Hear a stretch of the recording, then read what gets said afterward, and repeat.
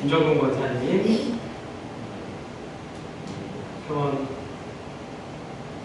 부와 또 회복 위해서 기도해 주시고, 우리 진중민 우리 성도님 예배 함께 해주셨습니다. 같이 환영할까요? 반갑습니다. 네, 감사합니다.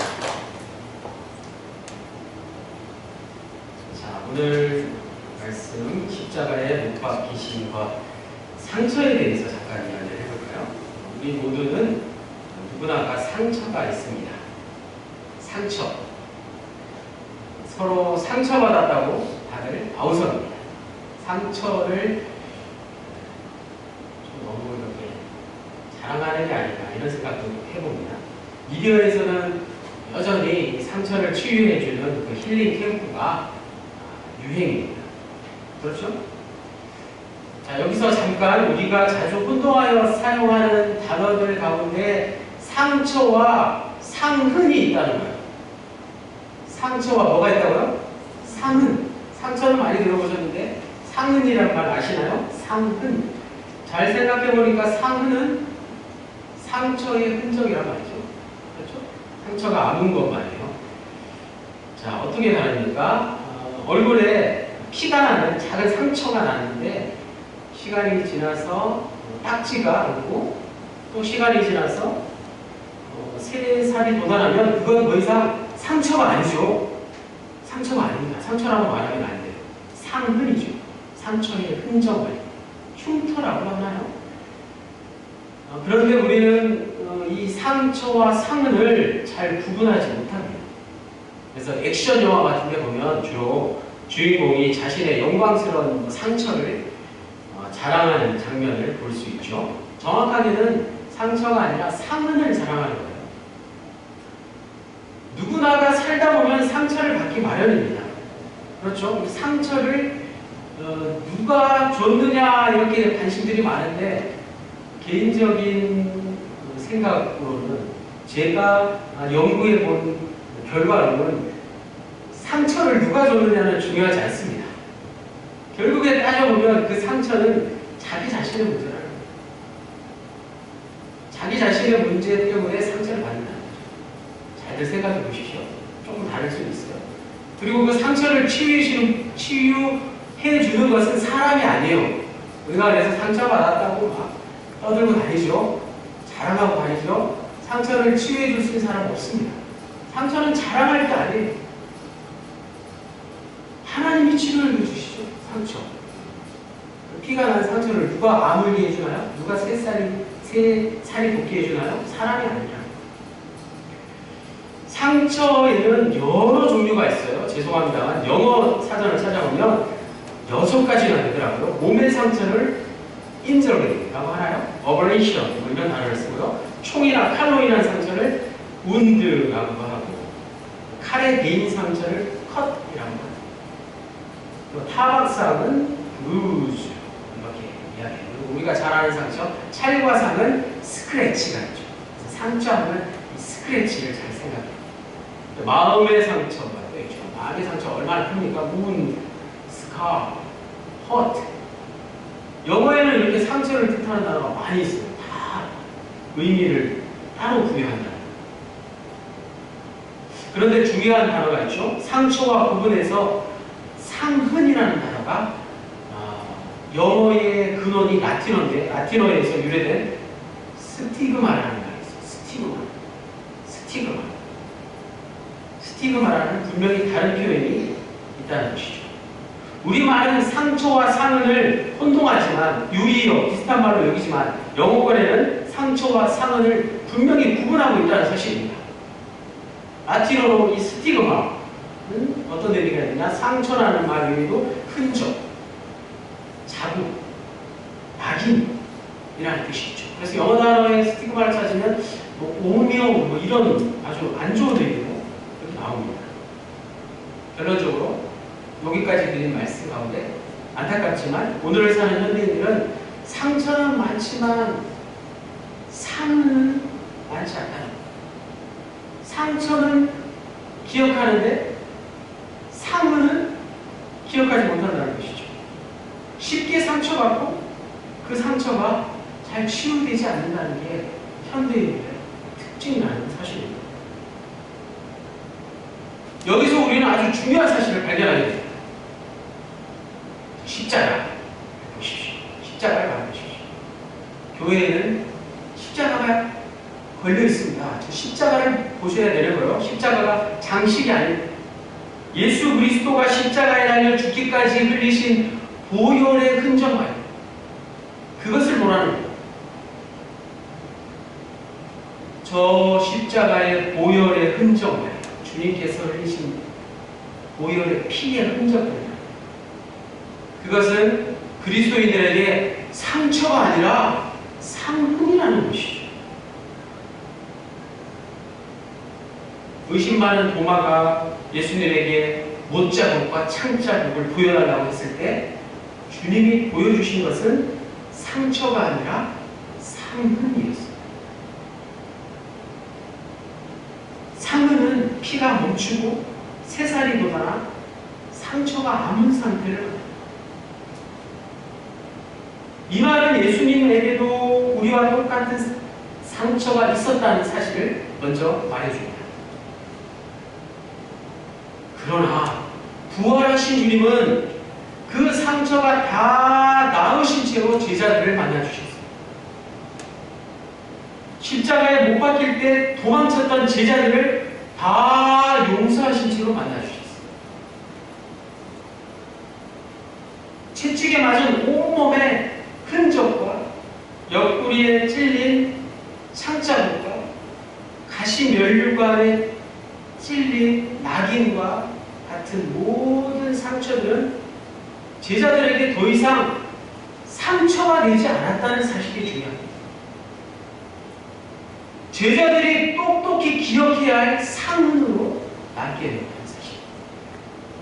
그래서 그 제자들은 부활하신 주님을 만난 이후에 주님의 상처를, 스크래치를 기억한 것이 아니라 주님의 상흔, 스티그마를 분명히 기억하고 죽기까지 자신의 사명을 감당해낼 수 있었습니다. 오늘 말씀을 통해서 우리의 상처가 더 이상 상처가 아니라 무엇으로? 상흔으로 남기는 거예요. 자, 오늘 말씀 보겠습니다. 사도 바울은 고린도 교회를 향해서 매우 강한 어조로 말씀하고 있습니다. 구원은 전적으로 하나님께 속한 일이라는 것을 아는 바울은 복음을 전할 때 자기의 말과 지혜로 하지 않았다는 것입니다. 바울이 전한 복음의 핵심은 바로 예수 그리스도고 그리고 저 십자가 두 가지. 다시 말해서 사도 바울 즉 전하는 자의 말솜씨나 어떤 탁월함이 아니라 성령의 능력과 역사를 통해서 구원이 가능하다는 것을 줄기차게 말씀하고 있다는 사실이죠. 오늘 본문이 전부 그런 내용입니다. 1절 말씀 하나님의 증거를 전할 때 말과 지혜의 아름다운 것으로 아니하였나니 여기서 하나님의 증거란 복음을 가리키는 것이죠. 하나님께서 맡기신 것이라는 의미가 담겨 있습니다. 세부적으로 6절을 먼저 보시면 그러나 우리가 온전한 자들 중에서는 지혜를 말하노니 이런 이 세상의 지혜가 아니요 또 이 세상에서 없어질 통치자들의 지혜도 아니요. 옛날 개혁한글 성경에 관원떨이라고 말하죠. 여기 나오는 6절에 나오는 우리는 고린도 교회를 말하는 것이 아니라 복음 전파 사역을 맡은 사도들을 가리키는 것입니다. 온전한 자들은 장성한 자들이라는 뜻이고 육에 속한 사람과 그리스도 안에서 어린 아이들과는 다르게 믿음과 삶에서 성숙한 자들을 가리키고 있습니다.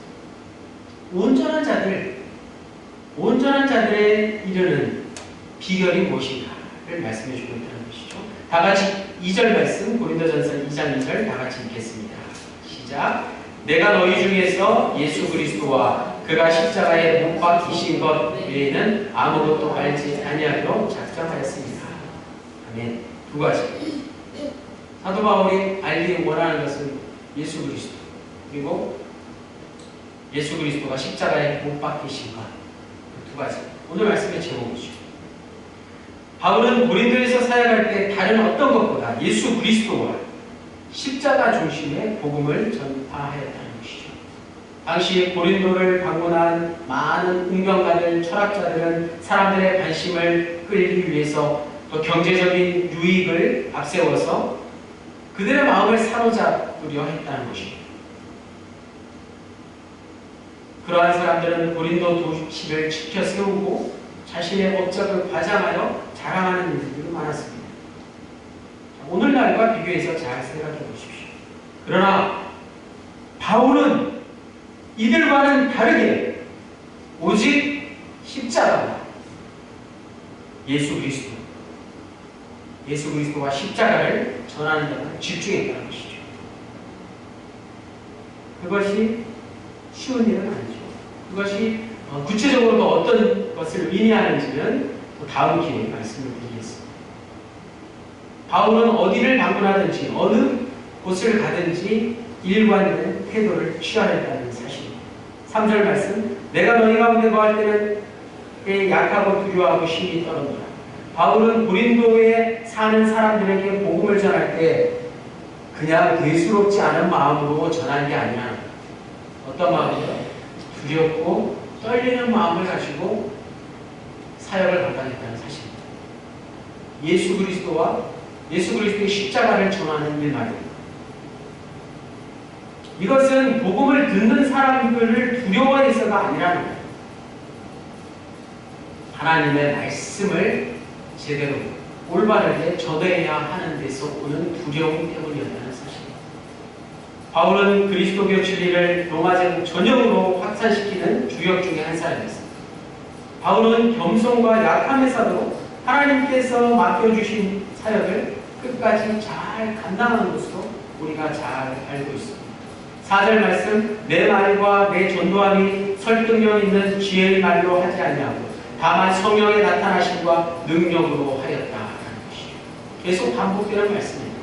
바울이 내 말과 내 전도함이라고 표현한다고 해서 그가 자기 자신을 부각시키고 있다고 생각할 수 없습니다. 앞에서 분명히 바울은 두 가지, 예수 그리스도의 십자가만 전한다고 밝혔기 때문이죠. 바울은 단지 복음 전파의 통로로 자신이 사용되고 있다고 겸손히 말씀하고 있습니다. 복음을 전할 때 인간의 세련된 말솜씨가 구원을 담보로 하지 않는다는 것. 설교자의 탁월한 웅변술이 복음을 담보로 하지 않는다는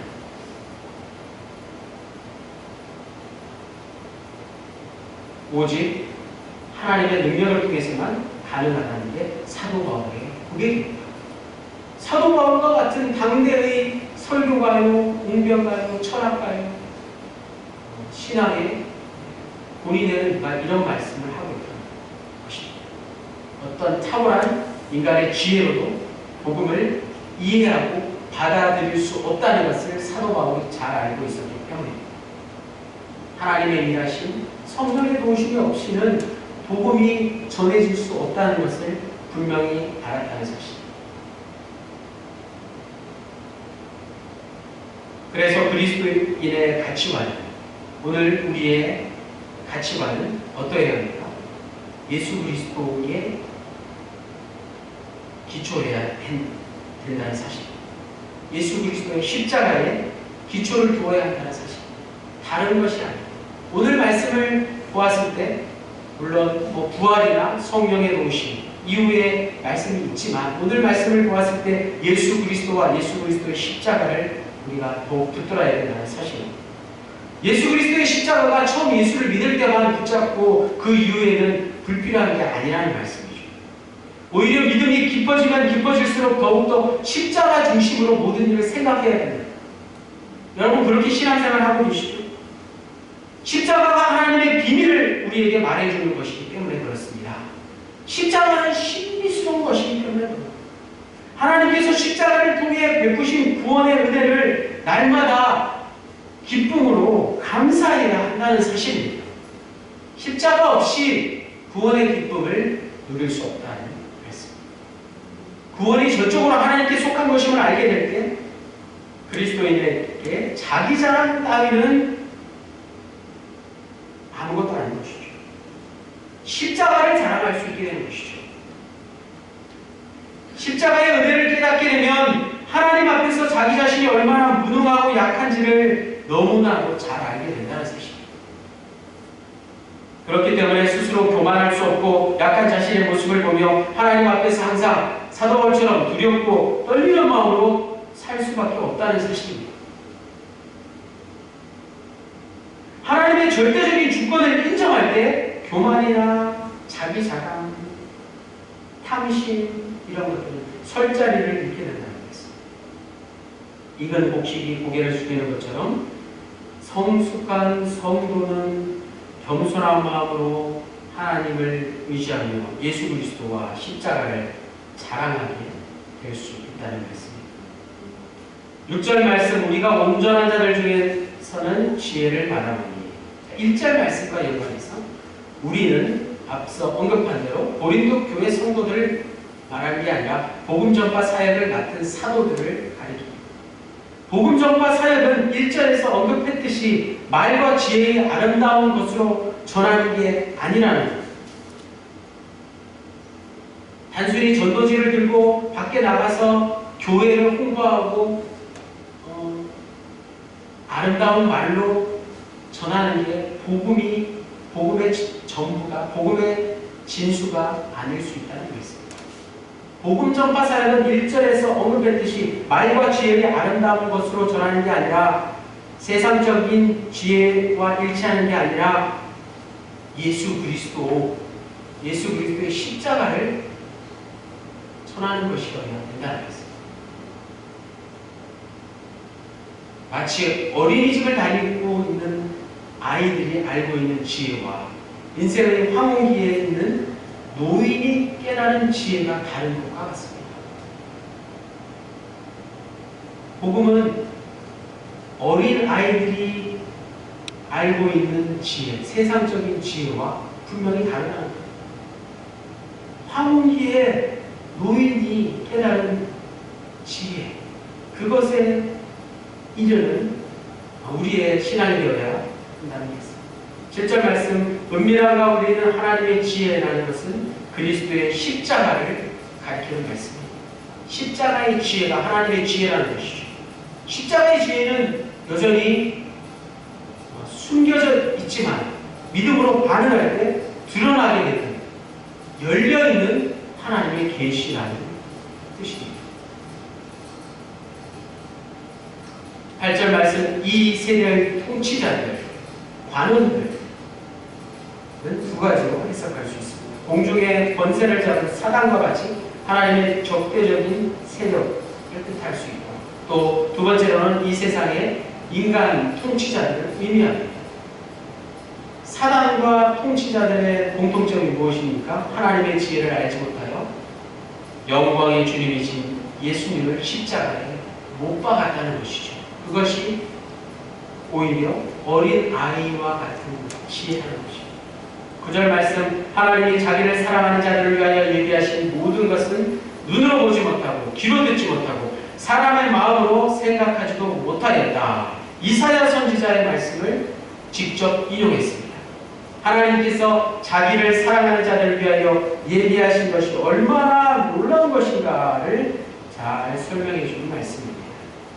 사람의 눈으로 보지 못하고 귀로 듣지 못하고 마음으로 생각하지 못한 것이라는 말씀입니다. 마지막 11절과 12절을 다 같이 읽겠습니다. 고린도전서 2장 11절로 12절 시작. 사람의 길을 사람의 속에 있는 영 외에 누가 알리요? 이와 같이 하나님의 일도 하나님의 영 외에는 아무도 알지 못하느니라. 우리가 세상의 영을 받지 아니하고 오직 하나님으로부터 온 영을 받았으니 이는 우리로 하여금 하나님께서 우리에게 은혜로 주신 것들을 알게 하려 하심이라. 아멘. 이 말씀이 무슨 뜻인지 확실하게 와닿지는 않지만 은혜로 말씀을 들으십시오. 은혜로 이 말씀의 의미를 잘 생각해 보십시오. 어떤 말씀입니까? 사람의 생각은 그 사람만이 압니다. 사람이 어떤 생각을 하고 있는지, 옆에 있는 사람이 무슨 생각을 하고 있는지 어떻게 우리가 알 수 있겠어? 마찬가지. 하나님의 생각도 하나님의 영이신 성령이 외에 우리 인간이 알 수 없다는 것이죠. 우리가 어떻게 하나님의 생각을, 하나님의 마음을 헤아릴 수 있느냐? 오직 성령만이 가능하시다. 라는 말씀입니다. 인간이란 이렇게 연약하고 힘이 없고 무능한, 나는 아무것도 아니다 라는 놀라운 사도 바울의 겸손의 고백 아니겠습니까? 다시 한번 바울은 하나님의 말씀을 전할 때, 하나님의 계시를 전할 때에도 마찬가지죠. 탁월한 수사학적인 기교에 의존하지 않았습니다. 오직 성령의 가르침을 따라서 전했습니다. 왜냐하면 세상의 지혜로는 하나님의 말씀을, 하나님의 계시를 깨닫거나 전할 수 없다는 사실을 잘 알고 있었기 때문입니다.